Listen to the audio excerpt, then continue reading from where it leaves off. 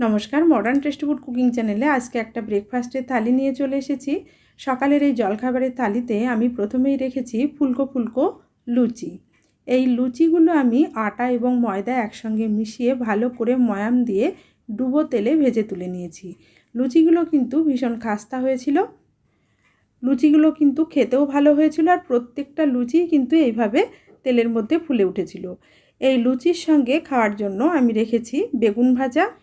লম্বা লম্বা কালো সরু বেগুনগুলোকে দুভাগ করে পোটা সমেত কেটে নিয়ে ঠিক এইভাবে লম্বা করে ফ্রাইং প্যানে ভেজে নিয়েছিলাম। লম্বা করে কেটে নেওয়ায় এই বেগুন ভাজার সঙ্গে আমার ছেলে লুচি খেতে ভীষণ ভালোবাসে।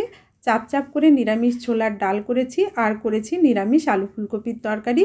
লুচির সঙ্গে খাওয়ার জন্য আজ কোনো রসগোল্লা রাখিনি, রেখেছি ক্ষীর, যেটা আমি নিজে হাতে তৈরি করেছি। আজকের এই ব্রেকফাস্ট থালি কেমন লাগলো কমেন্ট করে জানাবেন। ভিডিওটি দেখার জন্য ধন্যবাদ।